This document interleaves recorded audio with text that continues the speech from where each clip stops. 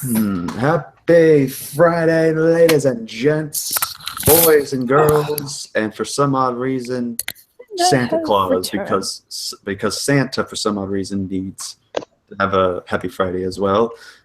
This is Christian Anarchist. What is this? Ask Christian Anarchist, episode number 16.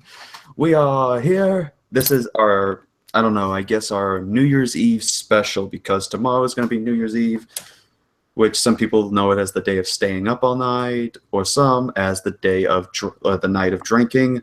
Well, for me, it's the night where you get to go outside and watch pew pew and bam bam all over in the sky with fireworks. But enough about fireworks. Let's get to the real stars and explosions in this place. All right. So if you're not familiar with what we do here on As Christian Anarchist, first off, I'm going to let you know, just because this is a Christian themed show doesn't mean this is always going to be family friendly. We sometimes get to deal with the raw skeptics and we get to deal with the raw questions. So viewer discretion is advised. Hey, I warned you, so better expect it. Anyways, in the absence of if I'm ever away, you will see that my little symbol will be replaced with this AFK graphic for when I have to do some things. So when this is on, y'all are free to talk amongst yourselves or continue what was being discussed until I return. But until then, we are going to get ready and go ahead and get started with the calls. If you want to join us, instant message me on Google Hangouts or Skype for the link, because we need to make sure we don't get any trolls. Or you can just go and type your question on the live chat, and I'll be sure to message it when we have some time. But for now, this is Ask Christian Anarchist, and we're going to do this first come, first served. And now, we start with the Christian man. Apparently a superhero whose powers are, well, being a Christian, I guess. What the heck is up with you? I don't know. I just picked, it was the one I could pick. Maybe the next one I'll pick Christian Phoenix. How does that sound? Sounds dandy. So, what's your question? What brings you to the Ask Christian Anarchist? It was nice hanging. You just seemed like a very nice guy, so. I think I'm starting to feel like that's every time you come in here. You got a question? No, I'd just like to chill in here with you for a second. Okay, that's cool. Not that I don't mind. Okay. I mean, I don't sound like a stalker or anything, so. Ooh, are you watching me shower? No. You sure about that? Because I've always had that, every time I'm singing that song, I almost feel like it's coming true when I'm singing in the shower. I always feel like somebody's watching me.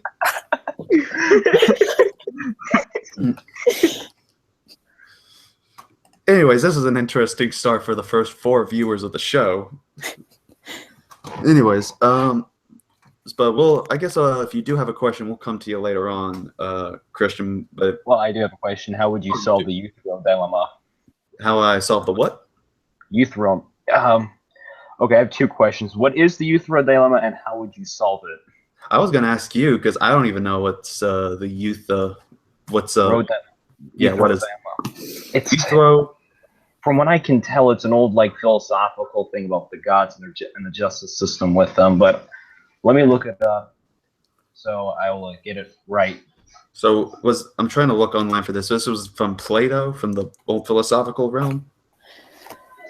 Yeah, it's from Plato, Aristotle, and Socrates. Yes. The great the triune philosophers. Okay. The triune deist philosophers. Yes.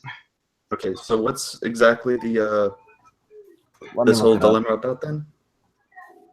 Let me look.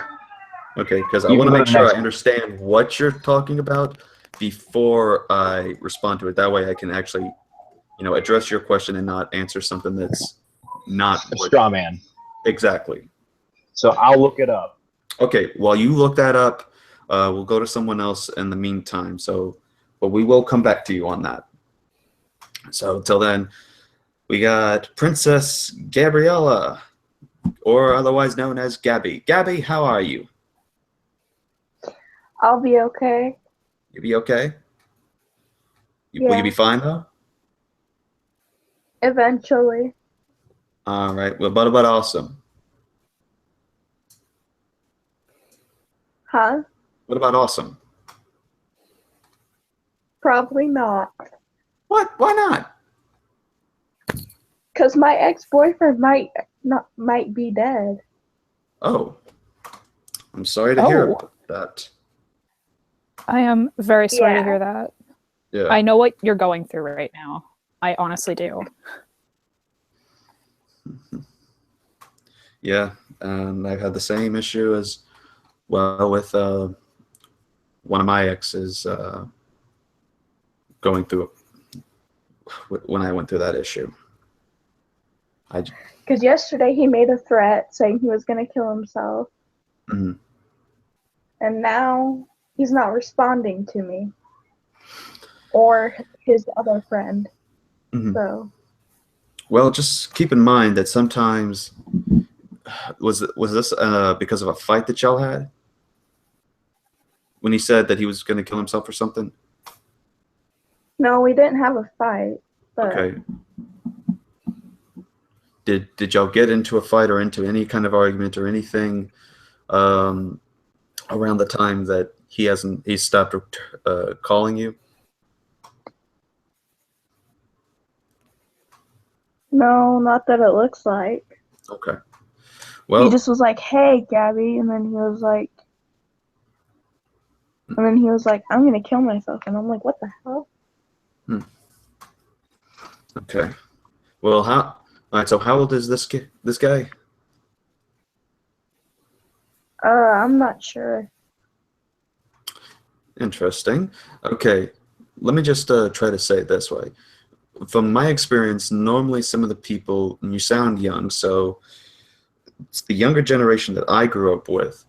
Whenever they usually said the threats of kill themselves, sometimes it's an emotional thing and they're going through a tough time, but most of the time they're not always going to do it.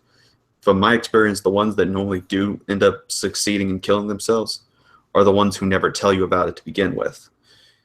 Because it's that kind of depression that eats the person up, is that they keep that smile on, but then who knows, that big suffering going on back home might do away with them. So personally, I think you don't have anything to worry about. I just think that maybe, who knows, maybe this might just be some problems that he's going through. So I wouldn't have too much worry about it. Just give it some more time, because like you said, you don't know. It's just, you think, but you could be wrong on that. But I will be praying for you tonight about this, okay?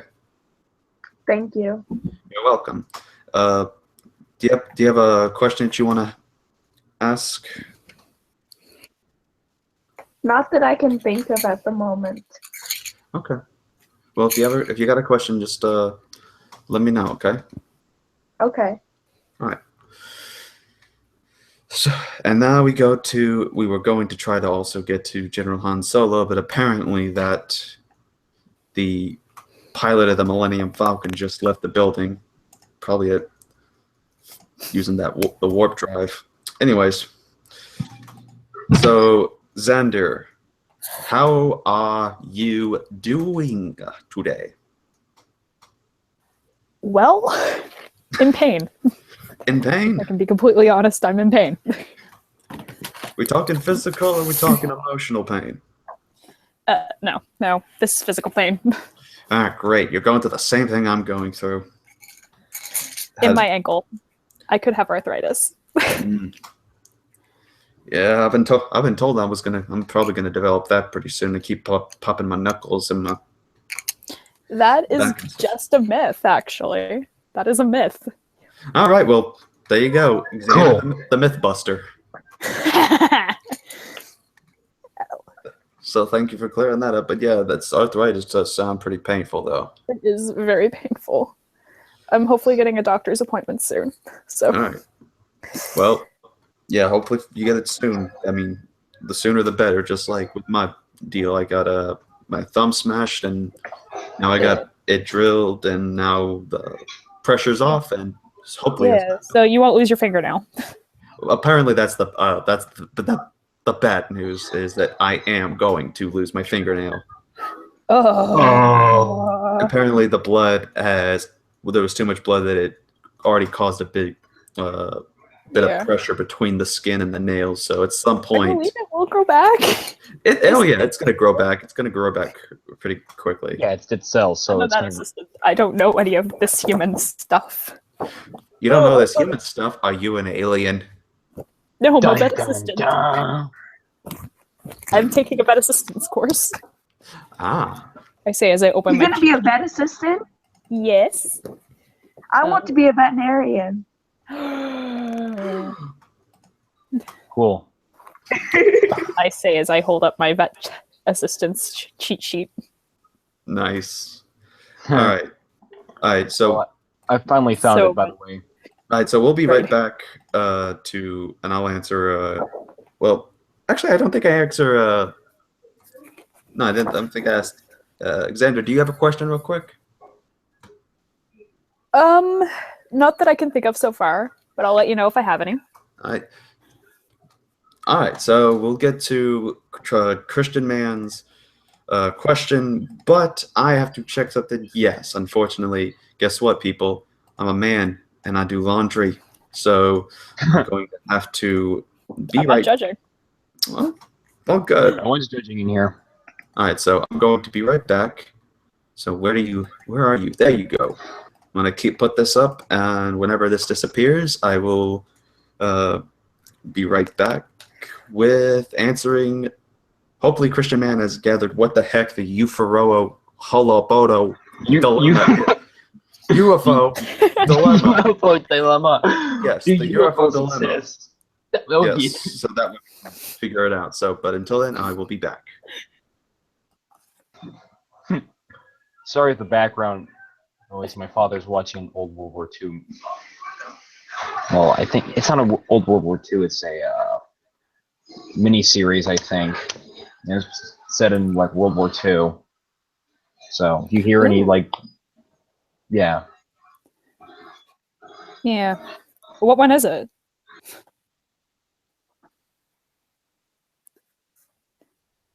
Aw. Band of Brothers. Ooh. I believe I watched that one in Canadian history when I watched it when I was in there last. It was quite good. Yay, Canadian history. That one mandatory class that I will never need. I don't know. I think history should be always a good subject to go into because if you don't know, let me say this right. If you don't study the past, you're doomed to repeat it. True. Just relax, they said. You'll pass, they said. And then I failed. Don't worry. I'm one of the worst students ever, so you don't have to feel so bad. I failed 2 classes last year, and I failed 1 class in grade 10, and I failed 1 class in grade 11. And I was freaking out during my last semester, grade 12. Like my current semester in grade 12, and I was like crying because I was failing math with a 50. And I'm just like, gotta get this up.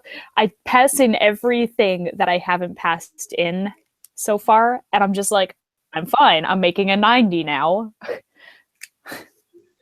I need to get my ass in gear. I'm gonna open these chocolates that I bought today. Oh, that's so crinkly. Come on, there we go. Lindor. Lindor truffles? Lindor chocolate truffles, yeah. Yeah, What cool. kind of chocolate? White chocolate. I'm getting hungry. Same. That's why I'm eating them. I'm not hungry at all, even though you just mentioned chocolate.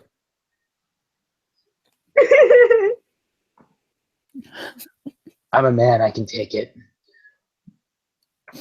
Oh, ha! Very funny.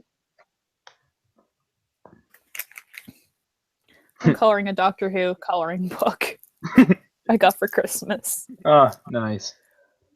I personally, between you and me, I never really got Doctor Who. Even though my friends were trying to explain it to me, I never really got it. But oh well. I can explain Doctor Who very easily. It's wibbly wobbly, timey wimey stuff. Going through a wormhole. Also throwing head. Yeah, pretty much. Oh boy. If you're gonna start the series, I suggest starting with the original and then moving up through from there. Yeah, because the timeline. Start out with like the very first series, which was in black and white. Don't worry, I can stand black and white. I watched It's a Wonderful Life, so I can stand black and white. Ooh. I mean, I watched the Twilight Zone. Oh, that's So- another one I like so much too. The original Twilight Zone episodes. Those are great. Oh my goodness, I'm not alone. I watched watched. Yeah, Princess. Vampires. I said I watched Twilight the Vampire.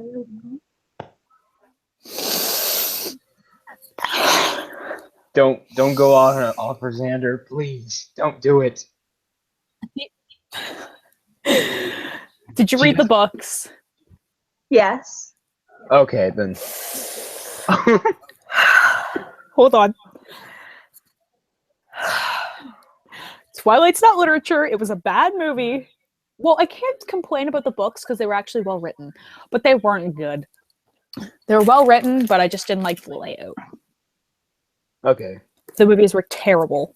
Oh, come on. They weren't that bad. Oh, come on. They weren't that bad. They were that bad. Steve Benson even said that as well. All right. We are going to Okay, I broadcast found it. Vincent. Okay. Hey, you don't mind if I screen share, do you? Yeah, I don't mind if you screen share. Go ahead. All right, Well, so we're going to quickly answer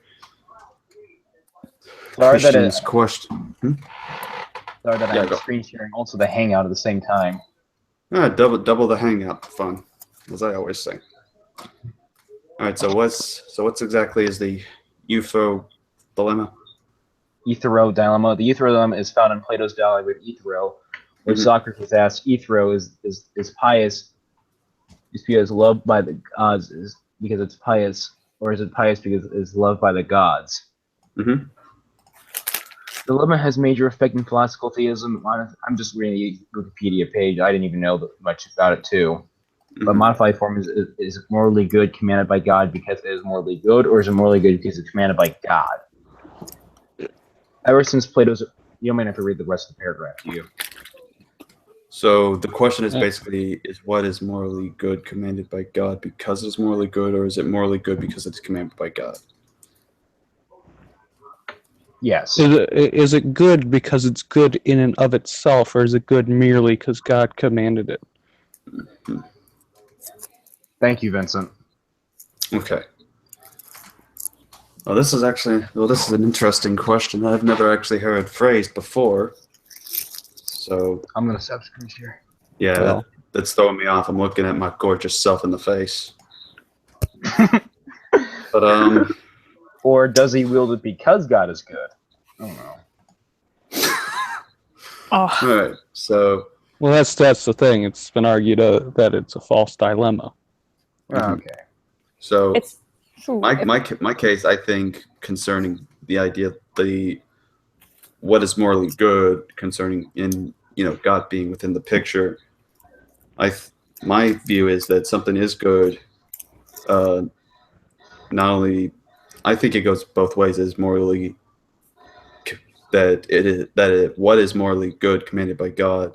It's good because it's morally good, and also because it's at the same time morally good because God commanded. Not necessarily that just alone He commanded it, but that God is the source and the origin of things which are morally good. So the concept of morals and such, that's where the Christian can have the objective standard to say, that something is right or wrong in regard, or in any sense, I guess, depending on if the theist is consistent within the framework of morality and their worldview, is the idea that there is an objective standard to which we as Christians point to as God, whereas the secular perspective is subjective morality and subjective values, which is that morality is basically whatever, right or wrong is whatever you make it to be. So in other words, if you look at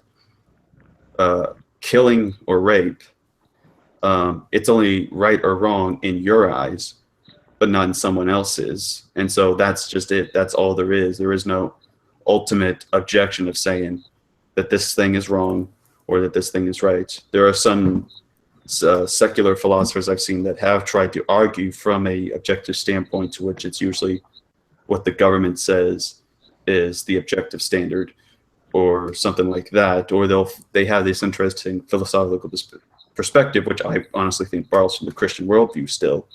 But there's still interesting viewpoints, like there's one philosopher who made an interesting argument against abortion. He was an atheist, a secular, and a philosopher professor who made this argument, and I still use it to this day to argue against abortion from a philosophical standpoint as well as the biblical one. So, I mean, that ultimately my answer is that I think, in a sense, both the propositions provided in the dilemma are right, because ultimately these things cannot be morally good unless there is a originator of these objective truths of whether something is morally good. And so for me, that comes with God. Okay, that's a nice question. Nice answer, but Is there any other way I can expound upon it? Don't want to leave you disappointed. God himself has the attribute of goodness. That's basically what he's getting to the gist of. And the next question arises, well, could that attribute have been different? Could that have been otherwise? And most realize in Christian theology that God has necessary and contingent attributes such as goodness, omnipotence, so forth and so on. There are contingent relations between God and contingent creatures like you and me. We weren't always necessarily going to be the case. Me and you are contingent beings. He's necessary, so that's just a contingent relation for God. But relatively, it's a simple answer. I don't take it really serious. I don't think it's a good argument. I think it's just, well, you're on YouTube, so a lot of people think it's clever, but as time progresses, maybe they'd read. All right. Thank you, Vincent. All right. Yeah, that was a very nice answer. Mm-hmm. Yeah, I try. Note for concerning philosophy, Vincent, who is the fake Greg Bonson, is probably going to be more into the philosophical issues compared to me. But hey, who knows? To the secularists, that might be just my subjective opinion. Anyways, let's continue onward. We have one person in the live chat who is named Dying Paradise, who is asking, what is my favorite anime? And I have said this over again, and instead of just simply doing it, I will show you a picture. It is Mamoru Hosada's Wolf Children. Yes, it is also a movie. So that made me cry. It's my yeah. I'd have to see it. I haven't seen it, but I'll go see it. You need to, and I'll give you the link to watch it. Oh yeah, it made me cry. If you don't cry at the end of this, I don't know what's up with you. Well, maybe you don't like anime, but that's understandable. I cried at the end of Clannad. I'm a hearted Calvinist. We don't cry. oh, hush up! I was a Calvinist, and I still cried at this movie. Well, sorry for your loss. My tears were predestined, good sir. God foreordained it. Yes. What were you saying, Xander? If you don't cry at the end of Angel Beats or Clannad, there is seriously something wrong. All right, I'll test your hypothesis and give those animes a shot because I've heard good things about them. All right, what the? They are so sad. And I'm almost crying right now because I just found something that just brought back a lot of memories for me, and I'm happy I found it. Yay! Good Well, for you. and I guess if it's like happy tears, then yes. All right, so let us continue It's actually on. the pink book that I showed you. It's actually the first Bible I ever got, and I'm actually Oh. tearing up. That's nice. Oh, I yeah, want to cry because of the message that's in it Oh yeah, I remember from you the told me priest about that gave it to me. The priest? Mhm. Yeah, the priest gave it to me. The priest? Let's focus on the word priest. What kind Oh, of oh my goodness, Vincent, let's try not to do this one right now, just yet. Vincent, I'm Canadian. Don't judge me. I was almost about to say something about maple syrup, but we'll save that for when 2017 introduces new memes. Anyways, let's go ahead and move onward with our questionnaires. Since we got 2 new people that joined us, we have Vincent, the faker, Greg Bonson, that little faker, trying to be a poser, and then we have Double A, not the battery, absolute atheism. So, Hello. Oh boy. hello. All right, since your mic is clear, let's start with you first, because sometimes your mic does tend to go robotic-y on us. Yes, it does. It tends to do that. All right, so welcome to Ask Christian Anarchist. You are a particularly interesting guest because you do bring out the thought-provoking ones. Though sometimes I question why the questions you ask are even questions to begin with. So go ahead. What are your questions or question? Right at this moment, I don't have a question for you. I just wanted to come in, listen, and if something perks up, I'll ask it in the side chat. But I'm going to go ahead and pass right now. All right then. Oh yeah, the question in that. Yeah. Okay. So then let's go ahead to Vincent then. I have no questions. I figured I'd just join. Dang it. This is Ask Christian Anarchist. We barely got any questions. We only got 1 question today. Well, I'm almost about to go into my Merrick right, Yu-Gi-Oh! Abridged voice. All right, I'll ask a question if it's necessary. All right, God, you need to ask Merrick Ishtar your question. All right, I'll stop. Okay. Okay, I'll ask you right now. All right. So, from a Calvinist point of view, Okay. okay, and I say that because I considered myself Christian for 20 years, but of a completely different interpretation. Anyway, so from the Calvinist point of view, everything is predetermined, and I know you probably have a pretty good answer to this, but so it's your view that God created all humans, even like God created me, knowing exactly what the path my life would be on, because he's omnipotent, obviously. Mm-hmm. So, according to Calvinists, only the elect, are saved, whatever. Mm-hmm. And so, if I'm not elect, does that mean God specifically created me, knowing that I'm not elect, knowing that eventually I would end up in whatever hell or separation from him or whatever? What is the point of creating a being that you know will not be elect or will not join you, other than to specifically send them to whatever place absent from paradise or whatever? What is the point of creating a life that you know is not going to be there with you for eternity? That kind of a thing. Mm-hmm. That's my question from a Calvinist point of view. Right. Obviously, because I couldn't ask this of another Christian because that would just be silly. But it specifically ties to Calvinism. Right. Well, the first thing I will do is respond with specifically what the Bible says in Romans chapter 9, and then put the Calvinistic term on it, because there is actually, believe it or not, 2 different Calvinist viewpoints on this. One more considered in the classical historical method, and then similar to like the theonomy position and such, there's more of a reformation within Reformed theology itself, a reformation of the Reformed, if you will. But concerning the text in Romans chapter 9, starting at verse 18, we see the Apostle Paul addressing to the Christians in Rome, and he's writing this particular message saying, "Therefore hath he mercy on whom he will have mercy, and whom he will hardeneth." And then says, "Thou wilt say then unto me, why doth he yet find fault? For who hath resisted his will?"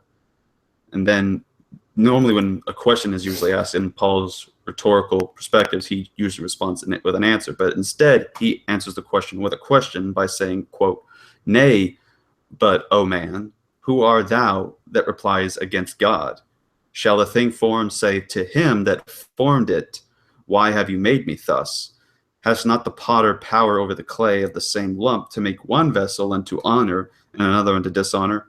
What if God, willing to show his wrath and to make his power known, endured with much long suffering," which is the King James word for patience, "the vessels of wrath left fitted to destruction, then that he might make known the riches of his glory unto the vessels of mercy, which he had afore prepared unto glory, even us whom he hath called, not of the Jews only, but also of the Gentiles," meaning people just who are non-Jewish in general. So the biblical answer is simply that concerning the idea, there is a reason why you are created the way you are in the sense. So always find the reason, the purpose for that. But of course, as an atheist, which, based on your name, that's what I'm assuming you are, you're not going to discern it that, or, try to seek for the will as a non-believer because you don't believe that God exists. But concerning the Calvinistic viewpoint of, why God creates someone, if they're just going to end up in hell. Some people, some Calvinists, especially in the classical position, have believed that maybe the idea of double predestination, that God predestines both the elect and then the people who are going to hell to specifically be made for those purposes. That view wasn't around originally in the Calvinistic thought. It was originally just a simple predestination thought, and that it's possible that those who aren't elect are simply just out there and are waiting to be chosen and elect or something like that.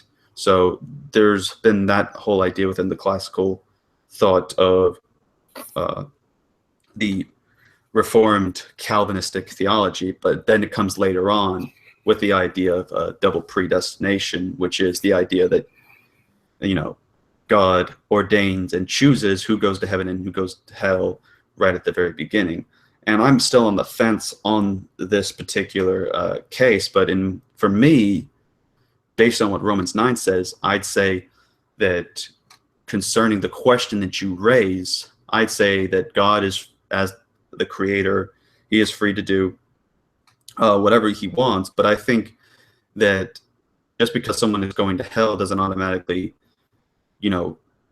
deport or eliminate value or purpose on earth. So people are still used these days. I mean, you still have people who died as atheists, but yet these people brought great benefits in the cases of science and literature and such and stuff like that. So there are still people out there that are able to do great things because the Lord ordains these people with great minds to exist and to do the things that they do.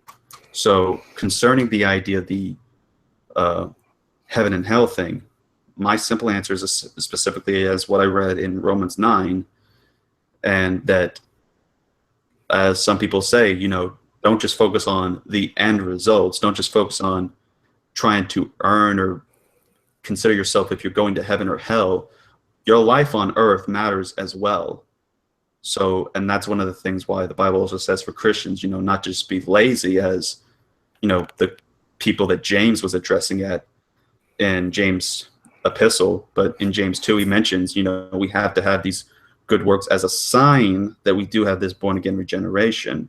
So works do still have a means of a matter on this earth. And that's because we are still to love our neighbor, as the Bible says. And I think even you as an atheist could agree upon that. Yeah, I mean, I can agree with what you just said there. That I still have, yeah, I mean, I understand what you're saying, where, I mean, all life has a purpose. And so he creates a certain amount of people who he knows will not go to heaven, but he creates them anyway because they may contribute to society in one way or another, or they may affect the world in a way that he wants.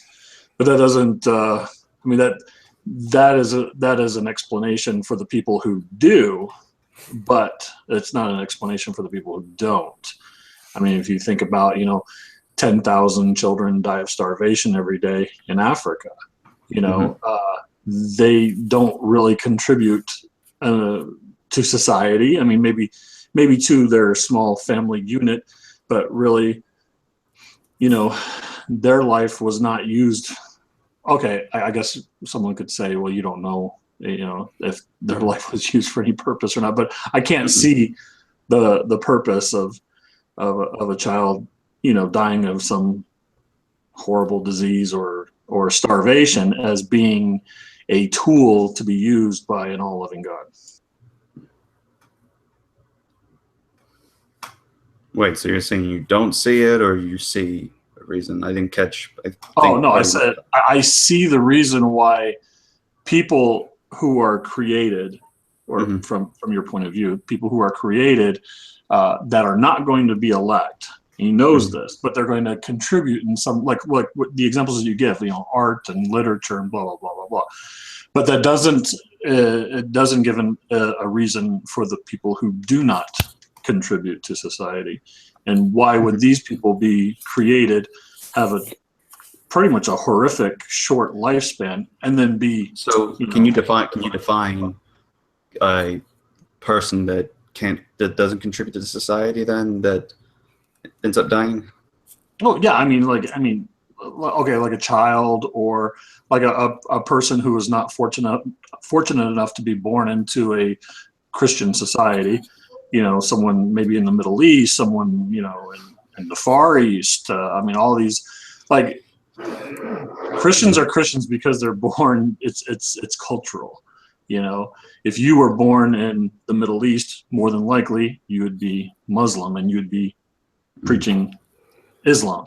Well, when I've seen people that have gone from these specific stereotypes that do become Christians later on, I mean, I kind of yes, there are the exceptions, and I grant there are conversions.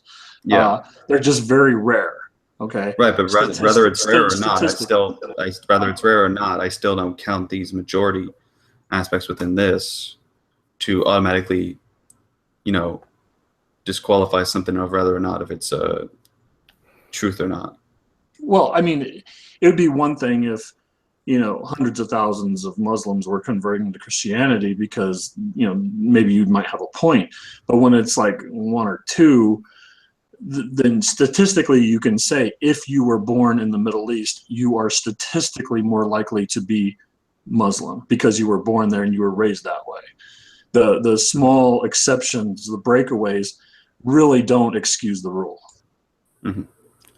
But the concept of still if something is truth or not, concerning God, Jesus, and such, regardless of the population of where someone would grow up, doesn't automatically disqualify that would still be true for that person in that area, though. I mean, let's try an idea. For example, you believe evolution to be true, of course.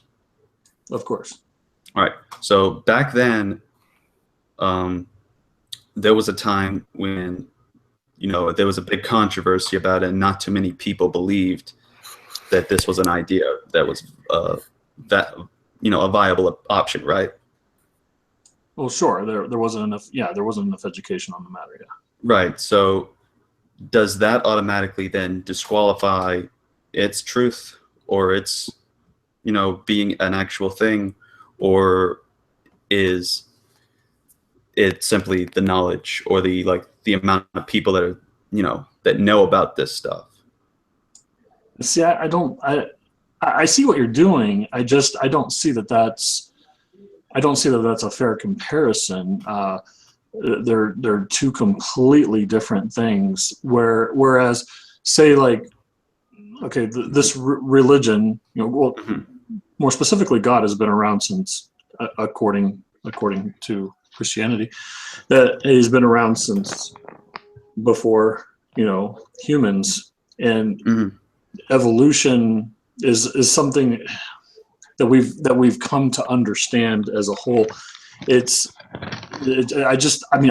don't see how you can compare the two. Like what I'm saying, if you're born in a Muslim country, you are more likely. Well, the reason why I'm not just referring to the God concept in general, I'm referring specifically to the Christian God. So that's why I used it for that, because you said if born into another country, then might be like a Hindu or a Muslim or something like that. Well, okay, I guess if your view of this topic is correct, we would see floods of people converting because if the Christian, Not necessarily. and I'm sorry. Not necessarily. I mean, if our view is correct, at least according to the Bible, Jesus did say that there is definitely going to be persecution. There's definitely going to be hatred. So some people are going to persecute. Some people are going to just simply mock and scoff, just like in the days of Noah. Some people are just going to ignore the words. But as Jesus even said in his own words, that the enter at the straight gate, for narrow is the way. But then he mentions the path that leads to destruction is broad and wide, meaning that there are multiple ways that lead there, but that there is only basically one way, or few ways if you want to just narrow it down that way. But I just simply said one way. Okay, well, I guess the only viewpoint that I have is my own. My own common sense, my own understandings, my own reasons. And to me, if I were, and a lot of people do this, if I were God, I would do this differently. I understand that that's not a good thing to say, but I'm also thinking in my head, if I am God and I'm seeing that there's 1.5 billion, or I guess there's 1.5 billion Muslims in the world, that they are indoctrinated from birth to hate Christianity, to hate the Christian God, to reject everything. They don't have a choice in the matter. The likelihood of converting a Muslim to Christianity is almost equal to converting a Christian to Islam. It's one of the most difficult things in the world to do. And as God, where I'm saying, my little children here that I created, they're going to go to hell if they don't believe in me.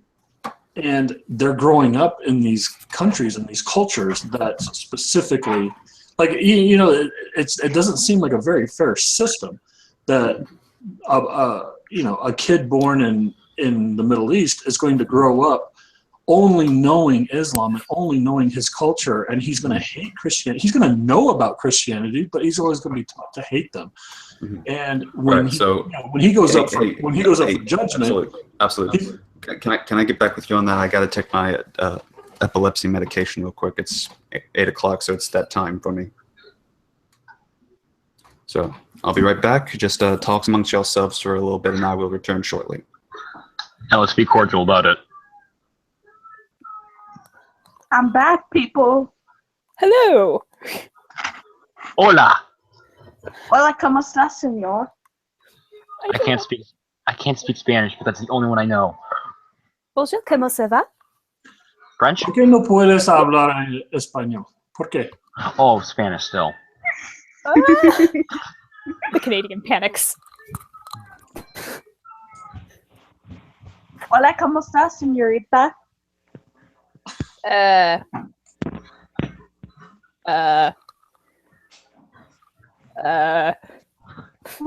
like freaking out. Xander, you say muy bien, gracias. ¿Y tú? Pardon? Muy What are you bien. speaking? Spanish. Oh. I am speaking français. Yeah, I kind of figured you're speaking French. Oui. Oui. foreigners. Wow, Vincent. Wow. Wow, Vincent. That's political. Wow.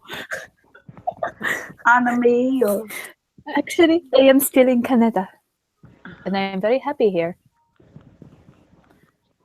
I'm just joking with you, Vincent. I'm not calling you a racist or anything. It's fine if you do. Oh, I'll it's accept fine. the title. I'm Canadian. I'm not calling. I wasn't gonna call you I wasn't calling you racist. So I know, but it's okay if you do. I can live with it. no, it's not. It's not okay. An 8-hour campaign tomorrow. I can't deal with this. I need my American candy. Good job. Last I time I have American checked, Canadians are weird. That's why we keep them across the border. That's why We're building a wall to keep you in. Just remember that. especially living in Buffalo, I know where the Canadians reside. Don't say we live in igloos. I can prove that wrong right now. I can prove you wrong that I do not live in an igloo, even though it's bleeding cold in my room right now. so you live in an igloo then? No, actually, I don't. Look at this. Well, you said it's cold in there, so it might as well be an igloo. I don't have the heat on. Good point. Turn the heat It's on. like 75 degrees here today. Oh, it's In cold where I'm at. Celsius or Fahrenheit? Because if that's Oh, fair. that's Fahrenheit. That's Fahrenheit. Oh. We use Fahrenheit system. We use the Fahrenheit system here. So We use the American way. America, make it simple. Don't make it precise. You Make it guys simple. are- Exactly. Just draw a gun, point and shoot. Apparently. That's what I hear. They took our jobs. Anyway. You guys have Starbucks, we have Tim Hortons. Beat that. I have Tim Hortons, so that doesn't mean much to me. I got both. I love Starbucks. Canadian Tim Hortons is so much better than American Tim Hortons, though. Really? We make it with pride. Yeah, the problem with that is there's too many Canadians there for it to be better. So I would Wow. disagree. Wow, your second time in a row. Well, no, that's a third time in a row. Well, What? Wait, what did I miss? I'm bashing You're Canadians. screwed over. Wait, did I miss something about Canadians? Vincent was knocking Canadians in here. I'm sharing my nationalist pride for Canada. Mainly his more like his national scorn for Canada. Oh dear, some of those. Speaking of Canada, we have real maple syrup Yes, and I will say. hockey and Okay. lacrosse and basketball. Okay, Hi. only one of those Hey, things hey, mattered hey, to me, hey, and that hey. was hockey. Hey, you may have maple syrup, but we have sweet tea down here in the South. I'm coming down there so I can have some real sweet tea. Just remember that. Yeah, Well, and I'll hold you obesity. to it. Oh. Yeah, with Donald Trump as I president, love that's going to be a sweet tea. challenge. I voted for Donald Trump. Let me just put it that way. I voted for him too, but at least I can be honest about it. Well, I want this wall built. I'm Me quite too. angry. Hey, the wall is I'm not going to guessing be. The wall is wall's not not going to do. I will move to Texas just to help build this wall. Hey, You would move to Texas in fear of being shot because of Okay. their gun laws. Okay. I'm sorry if I don't drink the liberal sweet tea on the gun laws thing. I'm not a. I did vote for Donald Trump here. So Whoa. Hey. Well, we're talking about Liberals don't politics drink now? sweet tea. It's green tea. Get it right, sir. Okay. Oh, I like all tea. I like all tea. I don't discriminate against tea. I'm sorry, I should have said green As long tea. as it does, as long as I don't drink too much of it, then I'm fine with it. I only like hot tea, so Get out. No. Anyways, Leave this place. anyway, The so internet. apparently AA left before I could try to go I back don't even to know his. the question. What's the question? Why does Well, he God was- create people for hell?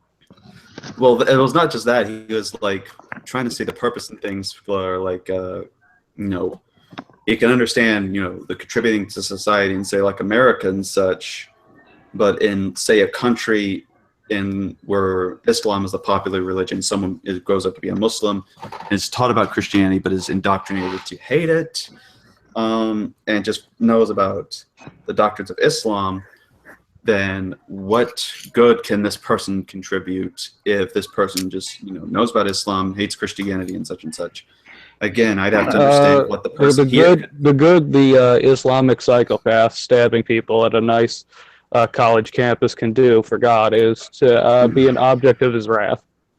Well, of course, there's the good sarcasm version of Vincent for you. But I mean, my understanding, I mean, he just gives a vague Doing like a scenario. genetic So fallacy. I don't even like know. the way. I don't. Hello? Huh? He's just cut out. Oh no, he may be dealing with the lagging out problem. If he ends up leaving the hangout, that might be the thing. Sometimes it tends to do this. But Well, what absolutely atheism was doing, he was just bringing up like that concept of well, you were born in America and you were doing this, blah blah blah. He was just giving. I don't mean to sound disrespectful about doing that, but he was just giving a genetic fallacy. right. And I've seen. I mean, when I hear the meme, I start to think about. When I hear that, I think the meme with Ravi Zacharias and Richard Dawkins, where Dawkins is, you know, he says that whole thing after the guy asked the question, you know, I believe this thing is true because I've had this feeling. So who are you to say this feeling is not real? And then he's like, well, if you were brought in America, or Canada, you would have been a Christian. If you were brought up in England, you'd been an atheist. If you were brought up in India, you'd be a Hindu. And so all it quotes is the Hindu part, and then Silently says, he says, if you were brought up in India, you'd be a Hindu. And then it shows Ravi Zacharias, who was born in India and is now one of the leading Christian evangelists and apologists of our day, saying, I beg to differ. Well, you know, you're born in China, you make iPhones. Wait, what? Who are you talking to, Vince? It's just, I just walked in, I heard, oh, if you're from India, you don't eat cows. And I was just like, Because well, they consider them sacred. In India, yeah, because of the religion. So I thought that was a joke on your part, but I thought, wow, this is a serious thing. Well, it's a little bit of both. It's a play on the culture and it's a joke. Oh, okay. Because it's not necessary. You know, Vincent, there's such a thing as called too much sarcasm. Now, when it comes to Vincent, I disagree. That entity cannot be found. yeah, with Vincent, he is basically the supply of sarcasm. Like, if you are, like, I think sarcasm is like his native tongue, basically. So He's that's being why sarcastic. that's why I be careful with Vincent sometimes. Yes, even me and him get into arguments and disagreements. Anyways, Even though I'm right about each and every one of those disagreements. I will add that on top of that. Well, you're entitled to your opinion. You might be wrong, but you're entitled to your opinion nonetheless. I get that you think they're opinions, but you know what you call opinions, I just simply say are facts. Huh? If I may add, opinions are like armpits. Some of them stink, some of them don't. Let's stick to our armpit theory about opinions. Yeah, because the other body part that they're usually called are... I have no comment on that. We all have armpits. All right, so Armpits. Opinions are like armpits. Some of them stink, some of them don't, and we all have them. I was raised with a Doesn't mean we should different go around analogy. flaunting them. I do like thought, the you know analogy. what, yeah, I will. This is the theology time, and it's, you know what, it's time to flaunt your theology. All right, well, we'll get to that, but I'm just going to say this. I'm probably going to be using what Xander just said because that was an awesome thing, in my opinion. Anyways, before we get to subjectivism again. Credit my Canadian history. Yes, we can credit to Canada in general as well. So, Gabby, Yay. you there? Yeah. So you got a question yet? Nope. Kretz. That's a good one. Anything you want to say? I just don't get why people were talking about Canadians. Well, Xander is a Canadian. I'm from Canada. I hate it here. Please come kidnap me. You should I come don't like it here. The proper Pick up is our in teachers. Canada. Wait, you say come over here or cuddle over here? How the heck do you cuddle over there? You got to remain warm. It's called smoothie. We gotta travel there. We gotta travel there. But I can't just simply walk, and I can't just simply take a car. I know. We'll cuddle over there. Bill, get over here. Okay. Ellen, look, we're going 5 miles an hour. With the magic of friendship. Yeah. We can do Hey. anything. I can even run. So anyway, All right, now this just turned into a caffeine addict hangout. But anyways, let's go to huh? Oh also, wait, what was I gonna say? Oh god, this again. This happened before. The thing is with Canadian religion is it started out as a native place. This whole country was native. Canada translated into the village, Connecticut. And when the French Jesuits, if you've read the Jesuit Relations, they converted. They converted Native Americans into Christians. You're a Catholic? No, Oh, no, I'm not. what creature, may I ask, you are of? I'm a spiritualist. Oh, Lord. Oh, okay. Okay, so that seems rather vague. What is a spiritualist? I'm not familiar. If that's just. Hold So on. are you hold just on. like I can't Wiccan? even remember. What? No, I have friends who are pagan though. Oh, They're pretty funny. oh They're funny. well, though. as a fake theonomist, we should just stone them all. wait, you're a fake it's- theonomist? Well, What? do you not know Greg Bunsen? I know who Greg Bunsen is, and I know about theonomy, and that's why I, of course, disagree with theonomy. Of course you disagree with theonomy. Mm-hmm. Oh right. What is theonomy? Here it is. Oh, I hold on. found What's it. up? All right, what did you find? Did What Jimmy fall down the well, spirituality is. Leslie? No, I didn't follow down the well. Dreads. I have a drilled well. I can't fall down it. It's a big metal pipe going down into the earth. But anyway, spirituality is a broad concept with room for many perspectives. In general, it includes a sense of connection to something bigger than themselves and typically involves a search for meaning of life. As such, is a universal human existence, something that touches us all.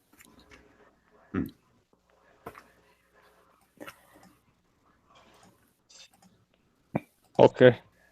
I don't know what to do with that. There's nothing I can do with that. Good luck. Were you trying to find a way to make a joke or insult on it? Because I know how you get with the other religions, Vince. No, I bet you just sit there and drink tea and meditate over grass. That's all I could imagine. So I chose to leave it at that. Actually, what I do when I meditate, I basically meditate for like Called just it. calming myself down, just bringing myself back to reality. I meditate to just calm myself down. If I'm having like a really bad day with anxiety or depression, I just bring myself back. I collect myself and I basically just forget literally everything that's bad. I just basically use it as a grounding system for myself. And sometimes, if it's the moment is right, I will meditate over grass. I knew it. We knew it. Knew it. So I have a pretty basic question. Wait, hold on a second. Who said that? Well, that requires a pretty basic I only answer. drink tea if I'm not feeling well. Well, that's Well. the perfect time to drink tea. So who said they had a question? The bird Julia, guy. What is LibDex. The bird. Yeah. How's it Are going you there? are you a parrot? They all laugh at Christianity for talking snakes, but then you find a talking bird. Yes. Well, That's, yeah. I mean, God, now I got That's that the song. talking state bird of my state. So I oh, had the a question. talking state bird. All right. What's up? So exactly I never heard this term before, and I happen to be, searching for something to do because I'm bored. What is a Christian anarchist? What's a Christian? There's What's a Christian? a spiritualist laughing. Hey, calm down on her, man. What is that? What's that? What? A Christian anarchist. That was the main All right. reason I came on. It's someone who burns things and then says, thank you, Jesus. Jesus. Yeah. But in all seriousness, though, first of all, before I do go into, I'm not a Christian anarchist. That is just it's a nickname that's been given on me since I started on Hangouts. It was just a pseudonym that I decided to put when I entered one of G-Man's Hangouts for the first time. Then what a Christian anarchist... I wasn't being a smart ass. I really didn't know. I know. But to understand Christian anarchism, you have to go back to a guy named Leo Tolstoy, who was a philosopher who was a war veteran. And after seeing the concept of war, he was disgusted with it. And he thought war and violence could never bring any solutions to any conflict. So what he then did is, after, of course, reading the Bible, he then gets this idea of an ultimate solution, which is like a Christian abolishing of the government by means of not participating in it. And as such, he basically is saying that these people should just go, live in these communal homes, raise your own food, do not rely on the government to supply you things, do it yourself, basically. And of course, practice pacifism, because the best way to revolt against somebody is to show you aren't like them and that you haven't been indoctrinated into their ways of living. So that's kind of where Leo Tolstoy comes from. And you can read about this in his book, The Kingdom of God is Within You, which he gets from Matthew. I preferred the idea of burning things. I thought that's what it was all about. Yeah, we know you like to burn things. Your favorite thing is to burn Pyromaniac. heretics. Huh? Pyromaniac. Yes, Vincent is our pyromaniac. He is known as the heretic burner. He'll find a heretic and just That's what the council does. That's why I joined the council, dude, to usher in a theonomic reign. It's gonna be big. Yes, we know, but we know the main reason why you want to burn them. Because along with a Calvinist, the other C word, you are a cannibal, my friend. Admit it. You're wanting to just roast the flesh and then put some barbecue sauce on it later on. To make a public statement, because this is live, I neither confirm nor deny those charges. Okay. That's my official position. So it just struck me as odd, because it sounds like, so really what it was is he was opposed to the government at the time. Yeah, I mean, and he was a part of it. Leo was, a soldier in the army, and he wanted to do his country proud. But, it's kind of like with Vietnam and such. When you go through some of the things in that war, there are some terrible things you're going to see along the way. And the thing it took on him as an effect was that he thought war never solves a problem, but that the history of war repeating and repeating is, a cycle that is just going to happen, and he wants to not use that as his means of solving the problem, but instead pacifism. That's one of the ultimate teachings of Christian anarchism, is that ultimately you have to be a pacifist, because the goal is that if you commit violence or war or any violent skirmishes, ultimately you are no different than the government, according, at least in this anarchistic perspective. Did anybody watch the unspeakable Lal whatever? Just totally do witchcraft. Like that whole house looks like witchcraft. Like there's just what? Look at the things on the shelf. The total witchcraft of my vitamin pill bottles, which I'm putting on the shelf, which I'm painting. Yeah, that's great. Yeah, it was totally witchcraft. I'm totally a witch. Totally a witch. Hey, we know you're a witch because of that time you said that thing, and then Rand Campbell was like, Oh, "All right, no. get her out of here." That was the best thing ever. And Like- now I know there's a past, so I'm just more vindicated. Yeah. Well, There, Rand, there is more past than you have any idea. I knew it. Mhm. No, I guess What you don't Give know me is my I watched the rocks. Council of Google Plus, so I know that your history too. Don't worry. Oh, well. Ooh, Like, this is all interesting. right, let's all right, let's calm if down. it makes you feel better. I don't feel bad Oh. at all. Why would I feel bad about what you just said? Would I feel bad about being called a witch? I have no clue. All right, Well, the answer all is right, no, so we'll just move on from there. But I can say that thank you for watching the Council of Google Plus. All right, let's move That's on. what I was going to say. So what were you saying? Lived? Julius, man. Like I just, I had to put something, so it's lived it. The name's Julius. Oh, so you're the Julius? Dang. I was Julius? like wondering like when you were gonna show up, and then I just thought the lived it thing was just a different What do you person. mean? somehow- You mean in your chat when I Yeah. was yeah, that was me. Because Liv is legit. He's that's quite the a guy primary who's been account. showing up lately. Oh, okay. Liv's just been popping up all over the place lately. We're happy to have him in the community. Well, welcome aboard. I'm glad you Thank you. managed to make it to Ask Christian Anarchist number 16. And I still plan on doing more of these, but So I guess my thinking is, via the faith, I can see pacifism, obviously, via the government. You had to wait for the whole big case with Ali and everything to bring conscientious objection to being conscripted. But it was always, part of the rules. It's just, it took that case to bring it out. So I guess there's a case for that. And at least for my gun club, historically, Smedley Butler, perhaps the most decorated combat Marine of this country, when he returned from World War I, and from most of his deployments, he said war is a racket. So he had the same kind of approach. He was talking about basically troops being used as collection agents, like gunmen, to go strong arm the world. So I understand that. What I don't get is why there seems to be it's almost like a need driven from somewhere to add on. well, for war. To add on to the, I don't want to say to add on to the dictates of the Bible. Like there's always like a need to like draft it into some other philosophy or like attach something. I think it stands on its own. Like, you know what I mean? Like you don't try to model the Constitution up with, hallway rules in kindergarten. So like, why do they always try to merge the two? Like, I never get that. Right.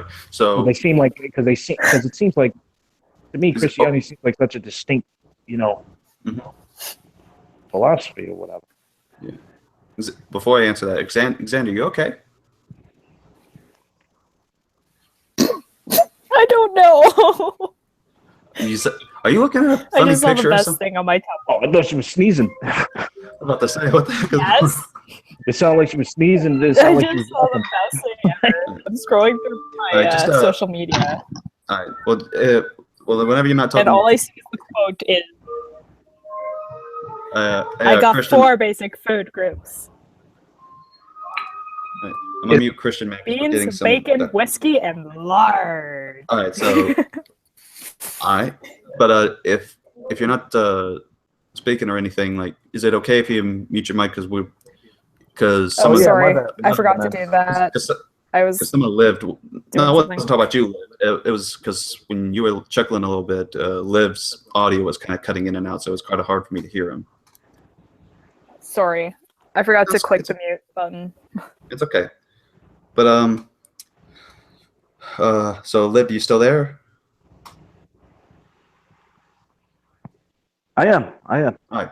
So I thought you were telling me to mute. My bad. no, that's cool, man. So concerning Tolstoy, based on what I understand, Tolstoy doesn't just do the simple. He had this philosophy from a secular perspective, and then automatically goes towards adding the Bible into it. My understanding is based that, especially when the Sermon on the Mount, for example, that's when then he gets this idea of, this pacifism kind of issue, is that he got this because of the Bible and not simply he got it from somewhere else and then decided to try to find somewhere to justify it within the Bible, but rather that the Bible introduced to him. So, and originally he didn't call it Christian pacifism. He was just originally back then it was simply referred to as Tolstoyanism, because Tolstoy was the leader of this movement and people wanted to identify the name on him. He had a friend that eventually started making disciples, and then this would eventually cause people to, go out and do their own thing. Because I think, if I'm correct, it was also Leo Tolstoy actually met Gandhi, and part of Gandhi's influence came from also Tolstoy and his works. This was kind of my thinking when I first heard it, just as I've heard other, so-called philosophies or whatever. Mm-hmm. My first thinking was, I highly doubt that whoever crafted this term or this type of thinking even called it what we call it today. It seems like it's more, like, from what I observe, and I'm no scholar or nothing, I'm just a regular guy, but from what I observe, it seems like there's a mass push to try to almost reinvent the faith itself. And I think it's born out of a need by those who may claim to be followers of the faith, but really are not. Like, they feel compelled to, I guess, merge with other doctrines. Mm-hmm. Because, I guess at that point, popularity is more important than whatever they claim to believe in. And, that was my line of thinking, that I doubt that, however this form of thinking came about, that I doubt that's what they called it in the beginning. Because in the beginning, they clearly understood that the faith was distinct. It seems like today, more so on, I guess you could say fake Christian, whatever, is more so on their part, where they want to merge everything. And, oh, no, we're not really, because they're so afraid of being called like a Jesus freak or some type of, something else stupid. So they're more concerned with that. Yeah. And that's a good song, by the way, from DC Talk. But, I mean, you see the same thing with, for example, Christians and Christianity. Back then, that's not what people were called until later on, as the Bible points out. Right. Back then, they were called saints, disciples, brothers, or the elect. That was simply their name. And Christianity was simply referred to as either the faith or the way. But the word Christian's only used 3 times, which is 2 times in Acts and 1 time in 1 Peter. And they were first called Christians, at least according to Acts, in where was it? Might have been Romans, I think. I don't know, one of those. No, I know what you're talking about, though. But yeah, they were Antioch. That was where, and that was where they were first called there, because people called them Christian because there's like, oh, you followers of Christ, you followers of this dead man, or something like that. Christian was originally used as a mocking insult term. And now, ironically, we use an insult term to refer to us as, what we are. And I think the thing that I can find joy in that is that I don't care what you call me. And in fact, to show that it doesn't have an effect, I will call myself that insult term, just like I would call myself a loser if that, Which is why I don't mind being called a witch. Well, there you go. So yes. Any other thoughts or questions that you might want to have before we move on, Julius? By the way, I enjoy having these conversations. You are a very interesting fella to talk to. Likewise, appreciate it. It's always noise online. I just started trying to pay attention to people who talk about something worth listening to. Yeah, I mean, I've encountered some people on here that, to me, has been unedifying. For example, with well, it's the same thing you see in the chat room. Darwin's deity and even Julius held his own against Stizar, so he has my respect from here on out. Well, that's good Appreciate too. that. I didn't Sky, even know too. anyone seen that. You're talking about the guy who was real mouthy and running his mouth? Yes, he's the British guy that talks like this. He's a harmless dude, but he just goes, and you Yeah. just have to like shut off your hearing. And It's always better to talk to those types in person. But yeah, everybody clashes with him, but it's like gone the next day. He's totally harmless. But I was impressed the way you were like, no, dude, you're not gonna mess with me like that. And I did appreciate that. I was like, I want to meet this guy. Well, I didn't know if it was a joke at first, because sometimes it half you come is. on. That's what he does. Yeah, he does it. That would so not fly in this zip code. That would so not fly. But I didn't know, because sometimes like I'm searching it and I'll want to listen to somebody or see something interesting, and I'll look at the title. And I'll see the title, and I'll assume because of the title that everyone there must be talking about reasonable things, or these are at least adults. So then when you come on and you get somebody that comes out of left field like that, you're like, what the fuck is it? Like, what happened? Oh, never assume that. Never assume that people... I learned. This is the internet. I learned the hard way. Like, this is the internet. I'm learning slowly, too. It's like, all right, can't really act like myself. Gotta be a jerk. Right, so any ending thoughts or comments that did you want to leave us off on, Julius? Not really. What was unclear to me, you made clear. Like I think I'm tracking. All right. Well, I'm glad I can make it clear then. Appreciate it. And if you should still be available to still go for at least another good hour or so. If you still have any other questions you might have in mind, feel free to save those up for later when we come back. Okay. So up next we have Matthew. Matthew, how the heck are you, bro? I'm doing good. I don't have any questions really. I just come You saw that I'm doing a thing called Ask Christian Anarchist, and you like coming in like, I don't have a question today. Nah. Well, I had something to add on to that Stazar part. Oh? Yeah, he called me a nigger today. Ooh. And funny thing is, he's mixed. Just like It's that's another of the things you have to take with grains of salt. You just have to realize that's his personality. He is a black man. Yeah. It's like, okay, are you gonna get upset about it? Your call. Yeah. Here's what I would say. I mean, I don't get upset about the internet. Yeah. I mean, gotta be. But if someone like has an encounter with Sty, I mean, don't take it seriously. I mean, like, I tried talking about God with him before, and when I just simply try to give out my reasons for believing in something, he just simply responds, "Yeah, it's because you're a freaking moron. That's why what does it is." And I'm like, okay. That's when you go, and you're a fucking scout, you cunt. There you go. Maybe we will just make the rest of this uncensored night just the Stizo impersonation contest. So, anyways, all right. So who knows? Okay, so if you do have a question later on, we'll come back to you on that. We got Vincent back in. Christian, man, since I keep hearing background noise on your Yeah, if you want me to leave, I'll leave. It's just no. I mean, do you got a question that you would like to ask? Just want to cover you while I got you on the audio. You still hear me? I can hear you. Just putting my finger over the microphone. My microphone is actually helping. So, Can you hear anything?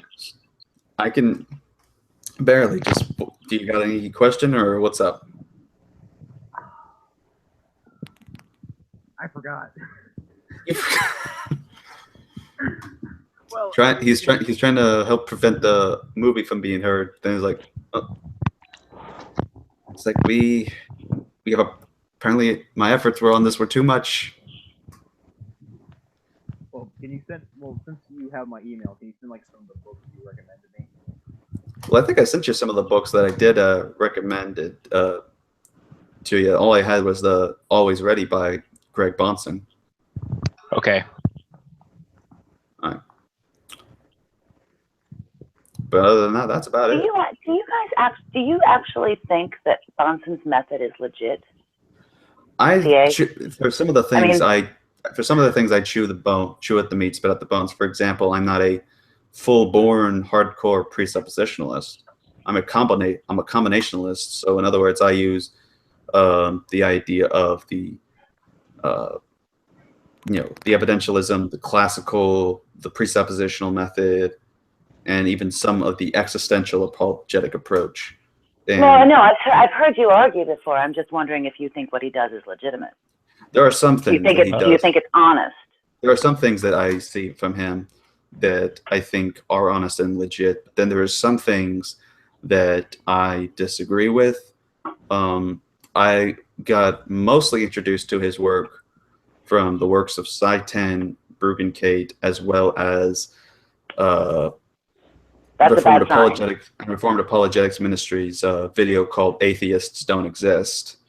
Yeah, that's a bad sign too. To both of the things I disagree with, because even as a Calvinist who believes that the knowledge of God is available for all people, I'm in the camp of say like what's his name, Matthew Henry and such, that affirm that there are actual atheists that do exist, but that it's just the information that's out there. It's not simply that everyone has this innate knowledge that they know God 100% exists. I just simply say that the knowledge is out there for you to see, and when you say where's the evidence, it's around you and we can provide that for you, but people will just simply choose to deny it.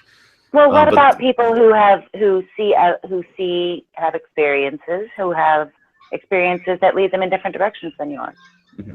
Well, that's where the one you would like them to concerning the experience aspect, I don't focus on experience exclusively as the evidence, because as the Apostle Paul even stated, he claimed that he thought he had a spiritual experience that was out of the body, but he didn't want to tell anybody because he didn't know if it was just simply a vision or if it was a dream. He didn't know because he was worried about some of the things that it did contain. So if something you have is a vision that contradicts the scriptures, then that would be something that I would say is not from God or is not spiritual. So that would be the case for me, is that for some people. But I'm not limiting experience to a spiritual experience. I'm saying experience as in all the things that you take in throughout your lifetime. Mm-hmm. That is experience. There is nothing but experience. We're built kind of up of experiences. So what if someone's experience that makes them who they are leads them to somewhere else? Not through a decision process, but just like, I don't understand how do you get around I think simply the experience that one goes through itself doesn't identify whether or not that they're believing in a truth aspect or not. I mean, you have people that go through experience like Jeranism, and yet you still have that idiot believing in the flat Earth concept. Oh yeah, I'm just saying, how do you identify one endpoint of experience as veridical versus another person's, which is just as legitimately arrived at as not veridical? All right, so if it's heretical, then no, veridical, as in truth. Now you're using words I don't know. No, I understand what you're saying. Oh, hold on a second. What's she doing? She's probably going to cast another spell on us. What the heck? Painting something blue. Does painting something blue count as witchcraft? Well, it depends. What do you paint blue? Is it my heart? A shelf blue. You can't see very well. Nice. It's that shelf where all the shit that he was. Pardon my goodness. I'm sorry. That's it. That's cool. All the stuff on the counter came off of. All right. My reprobate mouth is causing concern. Well, don't worry. I'll say. Well, at least you apologized for my it. non-elect, depraved sailor mouth. Uh-oh, be careful. We might get Vincent to be triggered in a few. I'm working on it. I'm trying real hard. That's not. I can tell. I have a feeling like, yep, that's. Great. Now Vincent's about to trigger my karaoke night. I got a feeling. There you go. Anyways, so my way to differentiate. Well, I didn't even get the validity or whatever explained to me. How do you know which is how do you know which, if any, are correct? Okay. I go with none are correct. For the record, I don't think I'm correct either.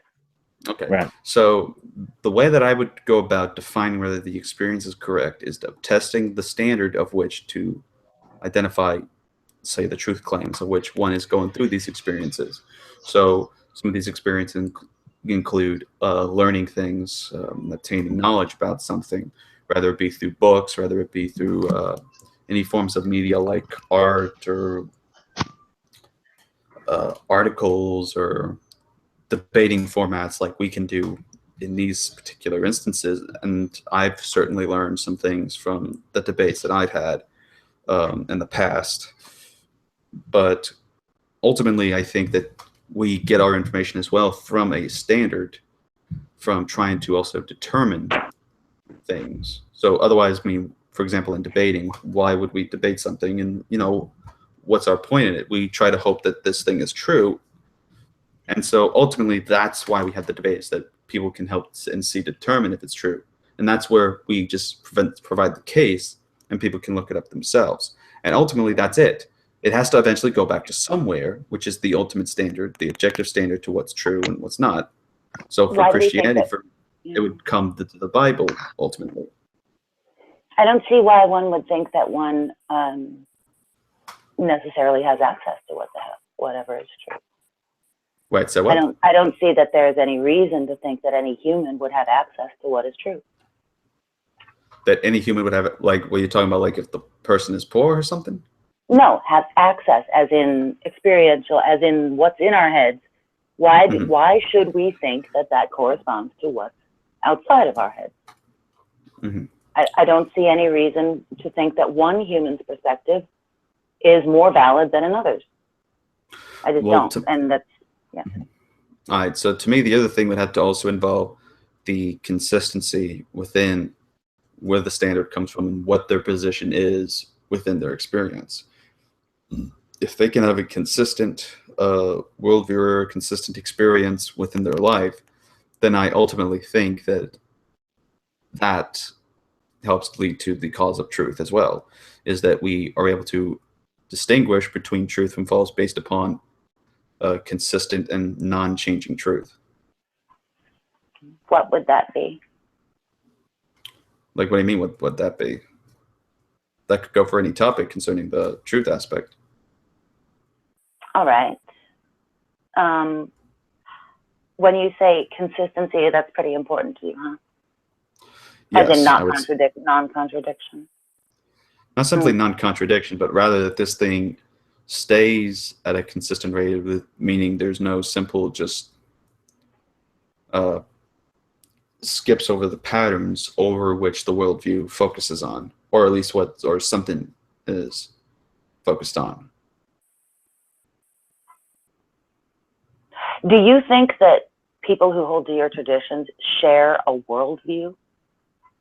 People that hold to my traditions, yeah. Share, see, from my perspective, it seems to me that everyone has their own. Mm-hmm. There's no way that I can know what you experience, and there's no way that you can know what I experience. So I don't understand. I don't have your brain or any of that. Right, so of course I'm not going to be able to, comprehend what you experience completely. Exactly. So for me, what a worldview means is the way I see the world. Exactly. And that is individual to me. Mm-hmm. And so it doesn't make any sense for me. It doesn't make any sense to me to when someone meets me, they say, well, my worldview is the Christian worldview. I have yet to meet two Christians who agree on anything. And I know that I disagree with there's no one I've ever met who shares every single opinion I have. Right. And as soon as we disagree on one thing, we have different worldviews and they lack there's no way.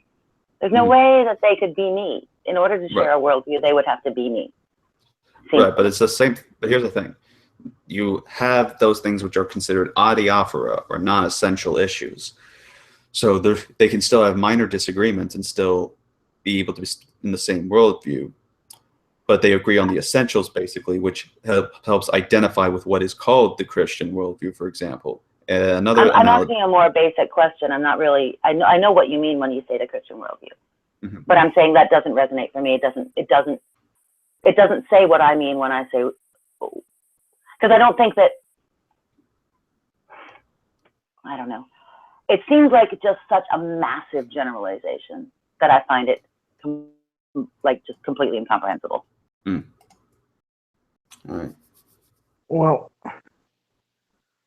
I think I understand what she's saying. Yeah.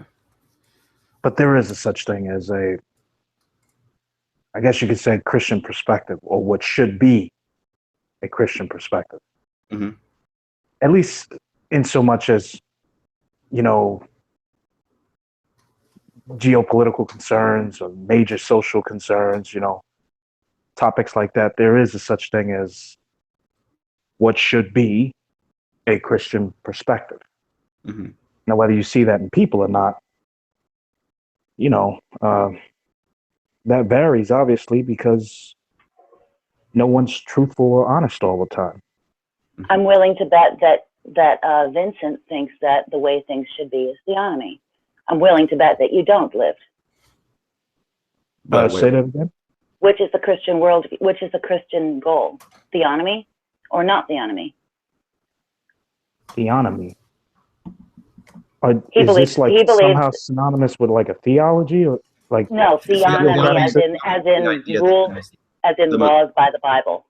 Like, here's the thing. Theonomy is basically the idea in Reformed tradition that the Mosaic law still applies today as the guide of ethics and law, not just for Christians as well as those in a Christian nation, basically.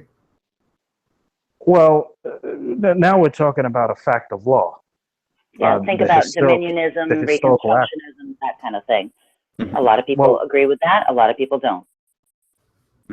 Well, there's a baseline fact that when it comes to law, at least, when you say it's based on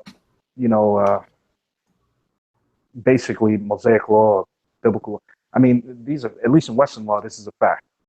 Like, this is not really debatable. Like, historically, it's a fact that, the society was crafted around that type of legal thinking, or at least ethical thinking. That's true. Whether I agree with it, I don't know. Do you consider Western law the best right now? Like, I mean, compared to everything else, I do. Well, what the theonomists are saying is that, yes, homosexuals should be stoned to death. Ideally. Not right now, but ideally. Well, when it comes to something like that, here's where we get off into the weeds, and people don't like it, particularly people who know little or nothing about the Word of God, whether they even see it as, just say, the ancient text. I've studied it. Now, obviously, I'm not meaning this as a slight at you. Like, that's not what I mean at all. I'm saying when I've faced that type of question, or when I've thought about it myself, it goes something like this. It's impossible to know even an area of science without knowing the general underpinnings of whatever you're talking about, whether it's chemistry, biology, astrophysics, whatever. You got to know a little something. You got to know the baseline stuff about it just to have a conversation. Same thing applies with so-called biblical law. So the book of Judges and several of the books throughout the Old Testament, they actually illustrate where there is a distinction between what was a command via divinity, like divine command, God said this and he wants it this way, and what was the explanation of man-made laws. Almost the entire book of Judges explains the fallacy in man-made Mosaic law. But yet, if you talk to someone today who doesn't have the faintest notion of what you're talking about, then they'll assume that anything they read in the Old Testament that sounds authoritative must therefore be a command by God. And that's simply not factually true. So this is why you have some of us like myself who will say the law makes sense and the law is just. And you'll have others point to something like that, like stone all people who believe in this practice. And they won't see that we're talking about two different things, which makes it easy for me to agree with you that that's ridiculous. You shouldn't stone them all to death, throw people off a building. That doesn't make sense. And it makes it possible for me not to be a hypocrite when I say it's not even biblical. Like that's not, at least that's not what God was saying. That's what some group of men said, yes. The same group of men who accused, set him up, and killed him when he came here. The Pharisees, he called them a den of vipers. Like, so there's two different types of legal, I guess, takeaways when people look at the Bible, I guess.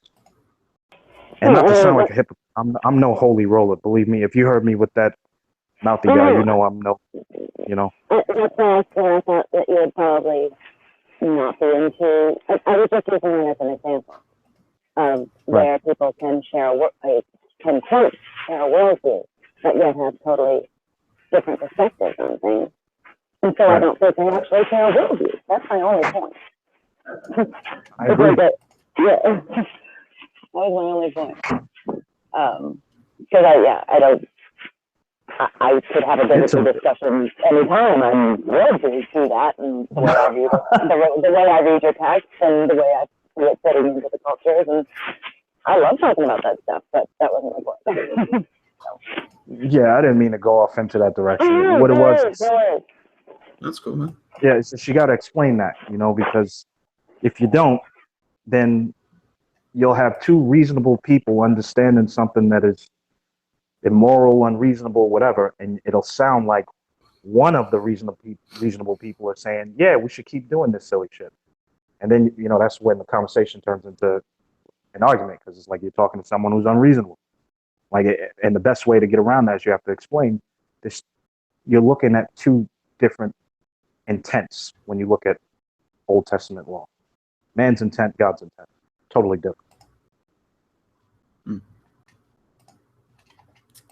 They hate when you say that. And I believe, and not even all, the reasonable people don't hate that, because reasonable people like reasonable shit, reasonable stuff, excuse me. But what I happen to believe...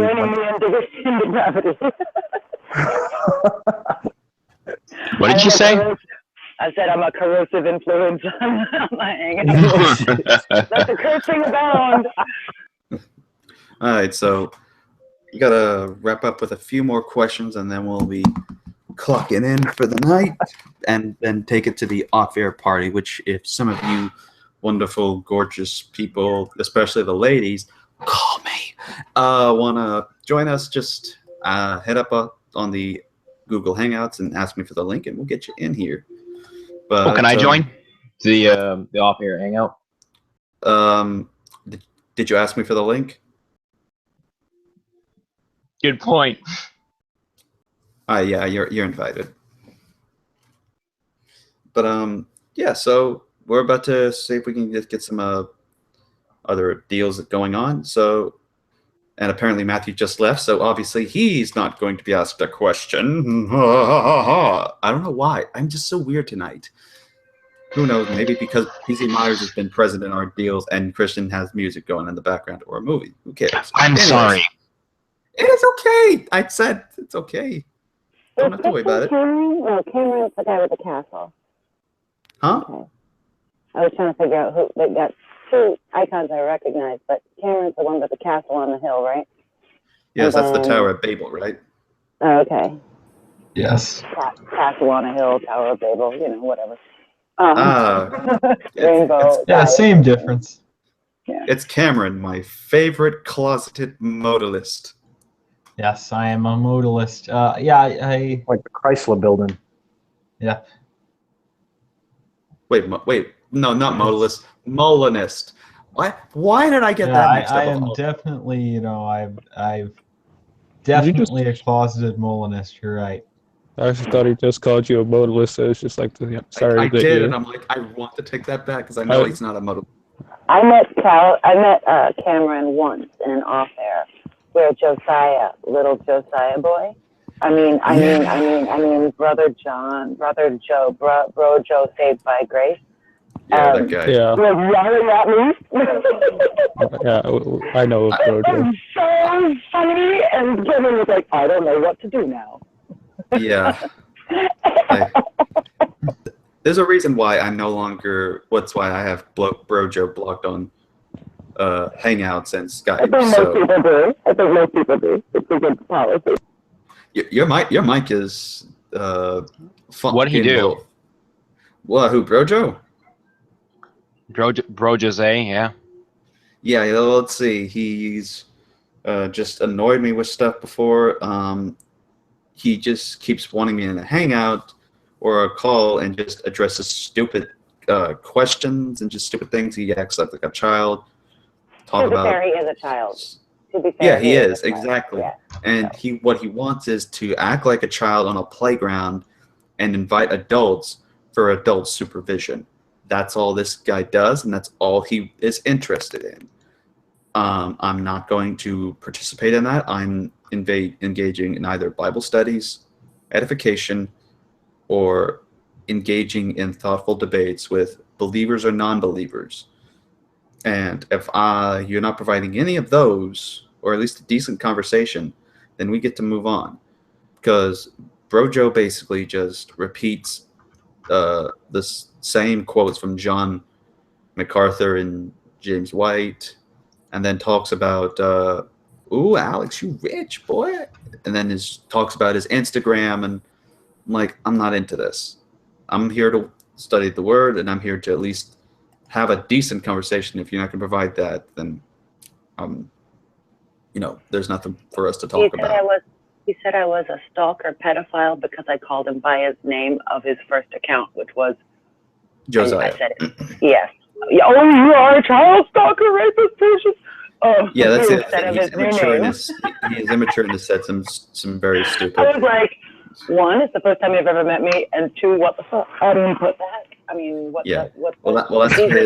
That's his whole thing. Josiah has had this controversy problem before, and it's why I don't associate myself with him anymore. And that anytime he shows up in a hangout, and if I haven't blocked one of these accounts of his, I just leave right immediately. It's like this thing now I'm starting to do with Darwin's deity. So, if you're not going to bring any... You talk to deluded Dawkins? Deluded Dawkins, Darwin's deity... Gunkin, I have a quarantine policy. Evolution false. Evolution false. It goes by many names, but nobody likes it. This is where I want to make it clear yet again. The line does not go between non-theist and theist. It goes between jerkhead and non-jerkhead in my book. Did you notice how I didn't swear there? Oh, there you go. Yes, you didn't edited swear herself. Good point.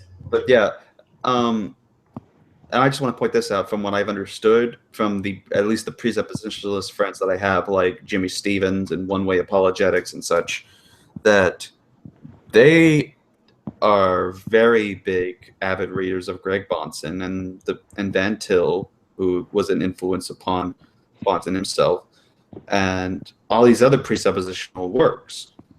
And they will say the same thing about Darwin's deity that they will say the same thing about Seitan Bruggencate, is that though both will claim to apply and follow the Greg Bahnsen method of presuppositional apologetics, they're not actually doing so or being consistent in doing so. For example, Seitan Bruggencate says that we should not give evidence for God's existence because they know God existed. And yet, while Bahnsen had the idea of that and came to that approach, I forget which debate it was, but during a rebuttal round, Bahnsen had basically said that he'd just simply been providing philosophical and historical evidence. He hadn't even quoted the Bible yet, and according to Sai, Bahnsen would be one of these people that, Sai would have a problem with, because he's actually providing evidence. And I forget where it was, but even Bonson himself stated that evidence is important, and his point is that evidence exists for the Christian faith, and that it's pretty much an abundant resource of it. So, but Sai doesn't want to go into that. And then the same thing happens with Didi, involving not just that, but that he lacks the character and the attitude of simply engaging in the apologetic method with calm. He's a massive hypocrite, is what you're trying to say. Yes, basically that. Yes, that Darwin's deity is a hypocrite, not just as a Christian in general, but of the own apologetic method of which he wishes to engage in. Yeah, and for the record, like, Jimmy Stevens and Russ are two of my favorite people to engage with. They're both really interesting. I said Jimmy Stevens and Russ are two of my favorite people to engage with. I like them both a lot, and I disagree with them on everything, but I like them a lot. Same with you. Like, and I don't see why the lines need to be drawn between theist and non-theist. It's like it's jerkhead and non-jerkhead in my opinion. I think that's the thing with the Christian and with Christians and atheists. I can have atheist friends, but I'm friends with those who aren't anti-theists, because normally they just will say, "No, you're wrong. I'm right." Blah blah blah, and continue onward. I was having a conversation with a guy named Chibi Ozpin, and we got into the debate on, that all Christians should focus and obey the Old Testament law, which is, so it talks about, kill those who do not believe or something, or stone the non-believers, and he'll say Christians still need to do this. Does he understand Christianity? I mean, we've already answered this with the Bible. What do you know? I told him that it was based on covenant theology, that, that's part of the Mosaic covenant. Then you have different covenants throughout the Bible. And of course, then in the New Testament, with Jesus is at the Last Supper, then he talks about this is the New Testament, as the King James says, but the word that's used in the Greek is covenant. So he's establishing the new covenant at that point, and all believers are engrafted into it in Christ. So I pointed out that those passages, as well as covenant theology, and it's like, no, you are trying to dodge the obvious. It says Jesus says, not a thing will change in the law, and therefore he's saying you still need to follow it. Does he understand the context? I mean, this guy probably is an idiot. No, he doesn't. And no matter how many times I tried explaining in the context of that, it's like, no, you're wrong, I'm right, get over it. Did he know what you were talking about when you cited that part of the scripture? Did he know what I was talking about when I cited that part of the scripture about the covenants? Yeah. I think he did you get the sense that he had heard that before, that he was aware of that? I think, yeah, I believe so, but his response was simply that it was oh, wow, what a nice little invention thing. You're going to use that little made-up bull crap to get away with it. He thinks it's just something that's made up. Yeah. That's what I'm getting at. He does not think it's just, like, when I've ran into that type of sentiment, if they know the information and it doesn't give them pause and make them think, it's because you're not dealing with reason. You're dealing with sentiment. There's a hatred that whoever that is, whoever this could be, there's a hatred on their part. There's something emotional, deep sentiment that makes them block out reason, and they say, screw that. This is what it is. And any type of evidence or proof that you use, it's an excuse. This is when you know you're dealing with hate. And you need to, at that point, you have to consider, well, what are they? They can't be hateful towards you. They don't even know you, especially if this is online or something. Yeah. And he's admitted to me it's hate. And he's admitted to me. Who do you hate and why? And I bet you they don't even know what makes their heart pump that way. Yeah. They probably have some deep traumatic experience when they were a kid. I don't know. I'm not gonna like tell the story of what happened, because it's his thing, it's his personal life. But he's had some experience that specific Christians ended up affecting his deal, and now he's kind of had that as a blame, because it's that in general. And that's something he has to grow out of. Yeah. And because I mean, you can say people, you know, because they were Christians, they did this thing. That doesn't mean automatically disqualify Christianity. It would be like All saying of the that horrible things that I've had in my life, like the things that life threatened, like before I even became grown, all of the horrible things that, you know, the setups and all of this type of stuff that I was, granted, I was living a certain way, but all of the real grimy, malicious, intending things that I experienced towards me before I became a man was done by people who, the vast majority of these type of people would say, oh yeah, they're Christians because they say they are, because they say they believe in God. All of them. Every single incident I've had, every enemy, all of that when I was a kid, it came out of someone who on any given day would tell you that they're a Christian, they believe in God.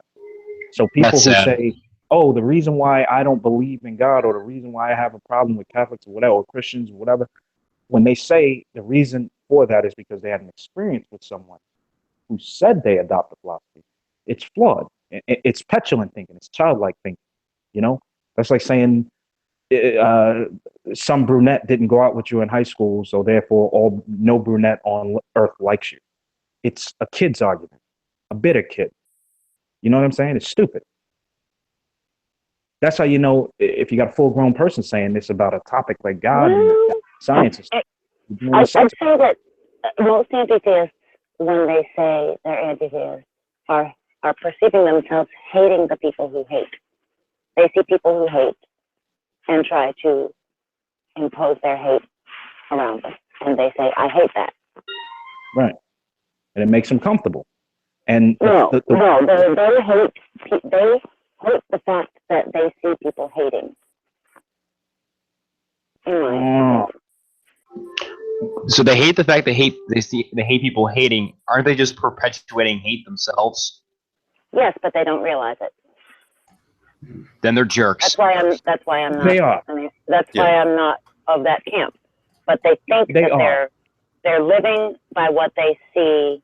They see problems, and they're like, I don't like that problem. They don't hate theists. They hate the effects of religion on society and people who they see hating in the name of a religion. That's what they Makes hate. sense.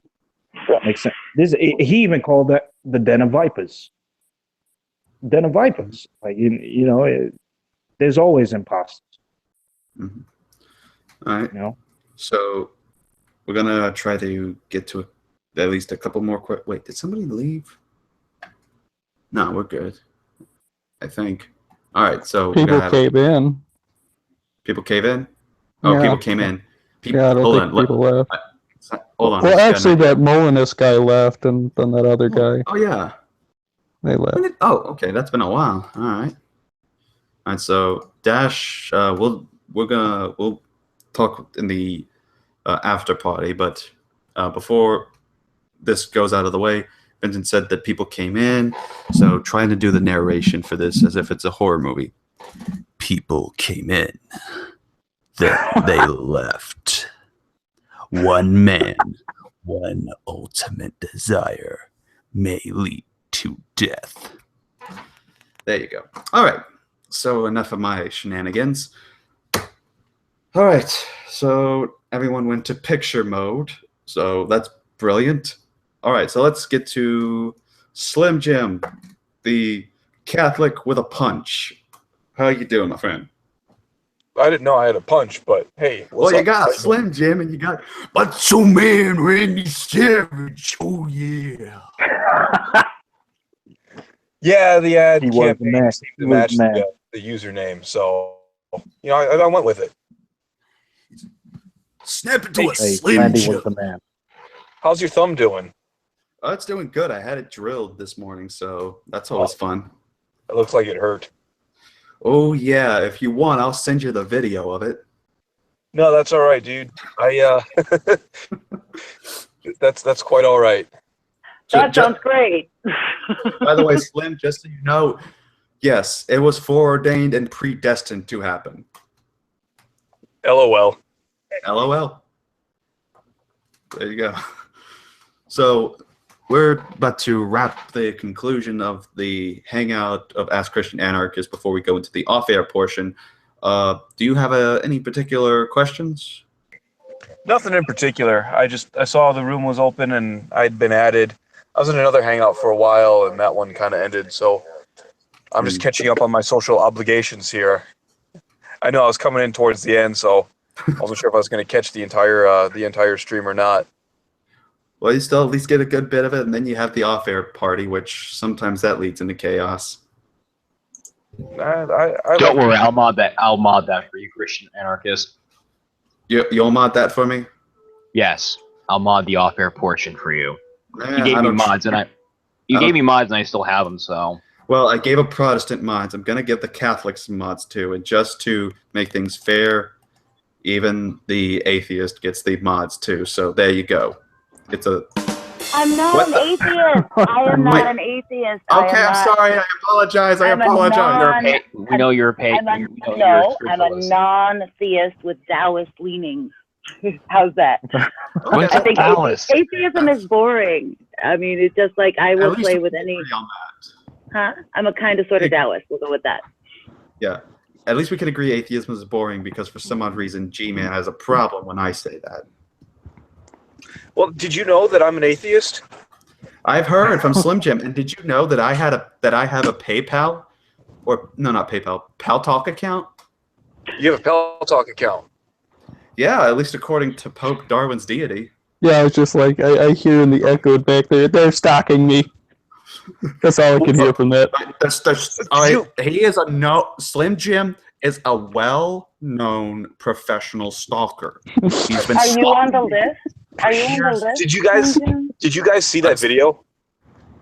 What? You're talking about the hangout? No. He called you that? Yeah, I was in Ronnie's room yesterday. I think it was True Empiricisms, and we're having a conversation. You were there, weren't you, Christian Anarchist? I was there. I was shortly sniped afterwards, so I had to watch the encounter you had.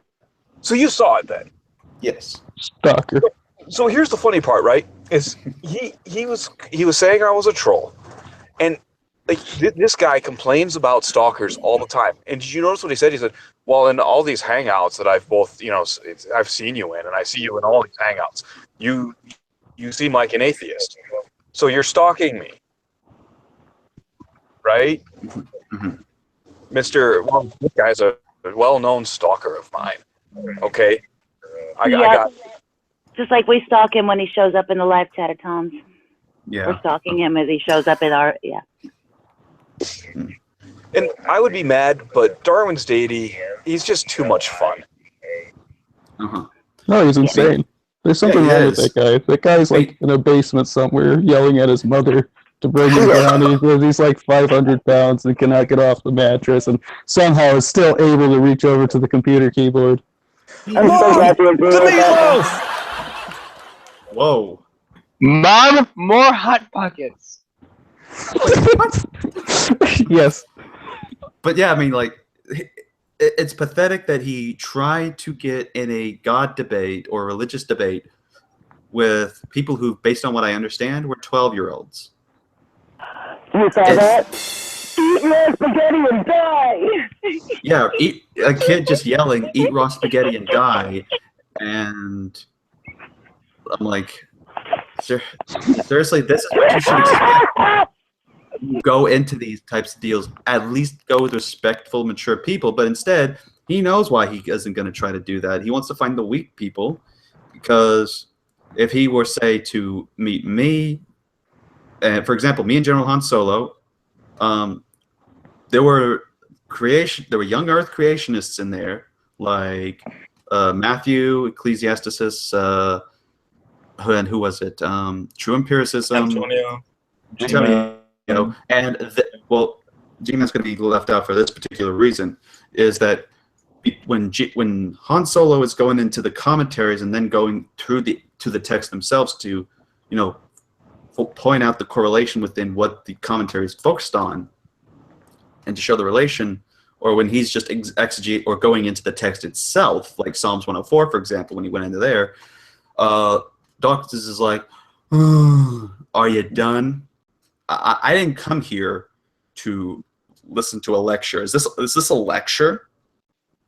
And it had to get to the point where Antonio and them had to take action to mute And in a private chat, and me and Antonio were discussing, like, yo, he's interrupting too much. You need to unbroadcast him or mute him. He's like, trust me, the rate he's going, that is literally one of my first options right now.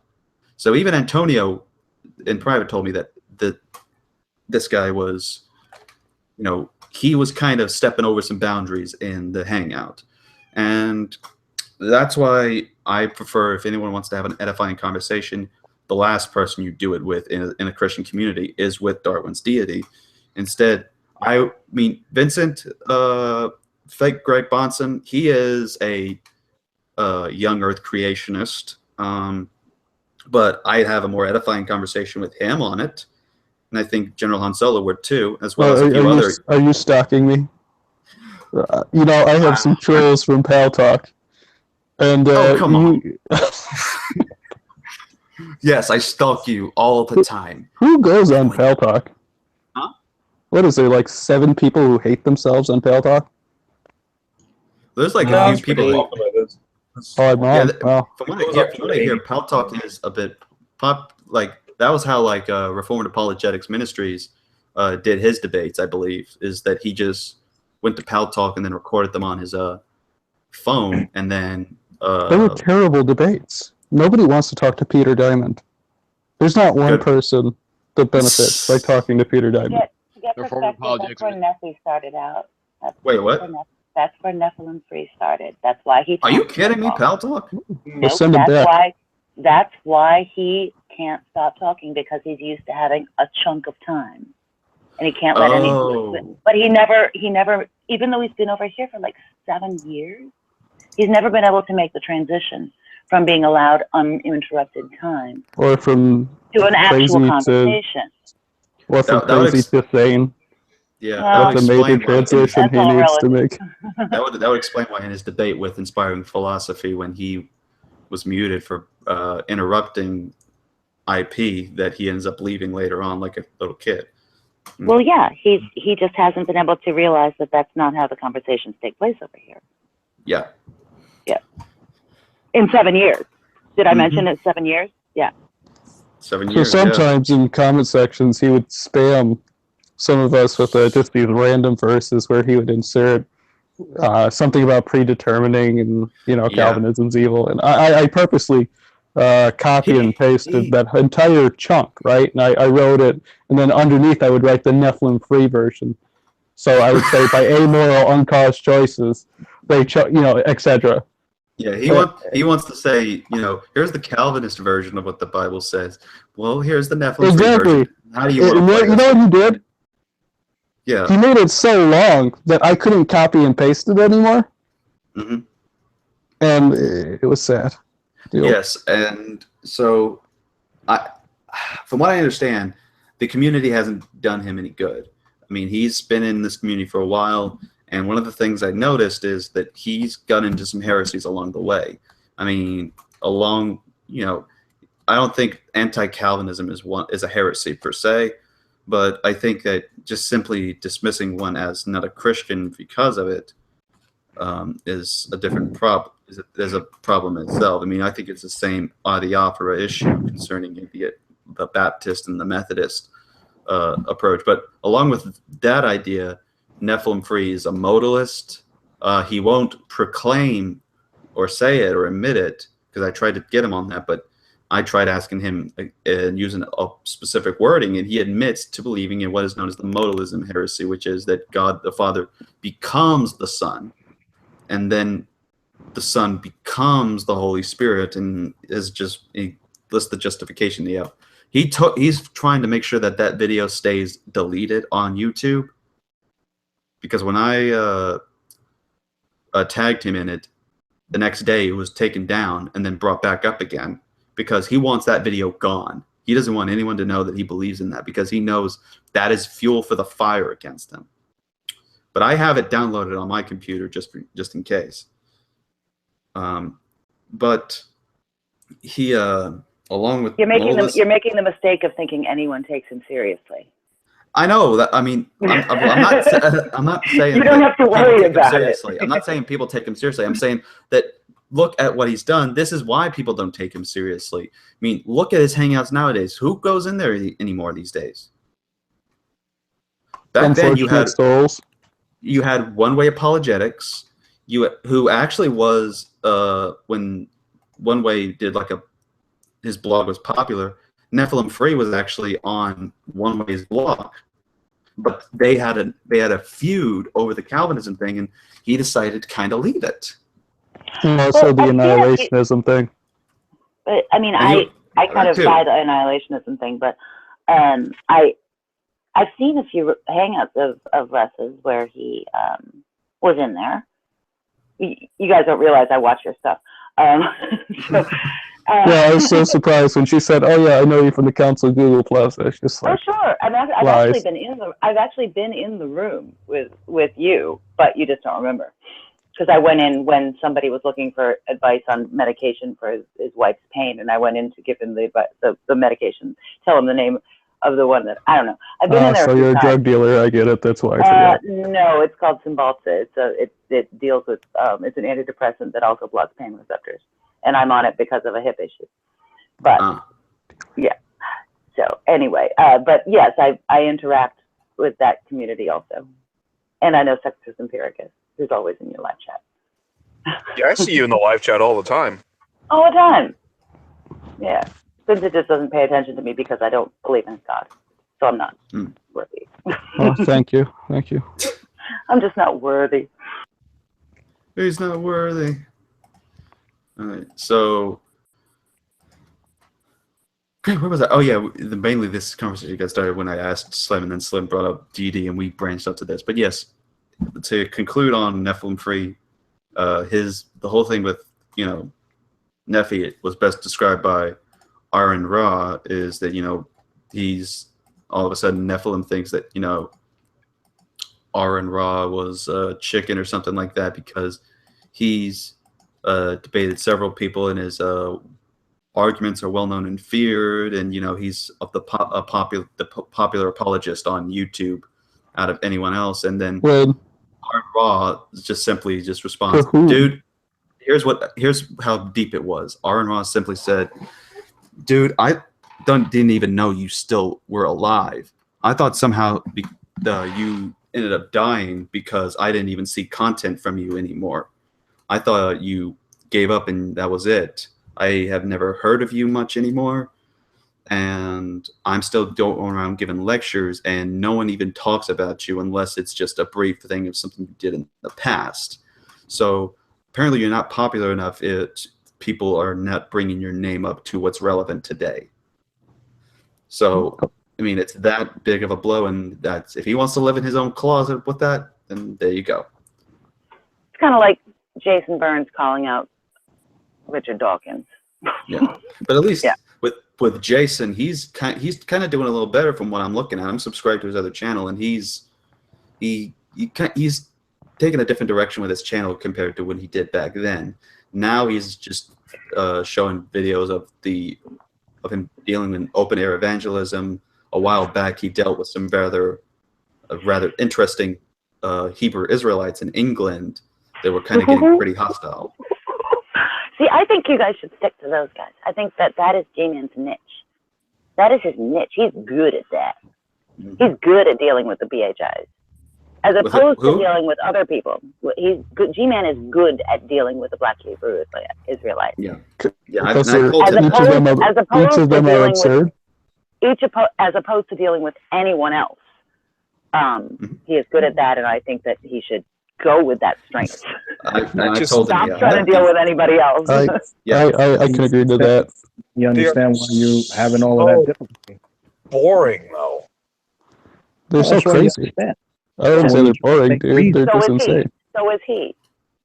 When you're trying to make reason, and you're trying to make reason with someone who they can relate more to the fucking fringe, like the loonies, then you already know you no longer have a problem. Now you understand what you're doing. You're dealing with a deaf. It doesn't make sense to have a conversation with it.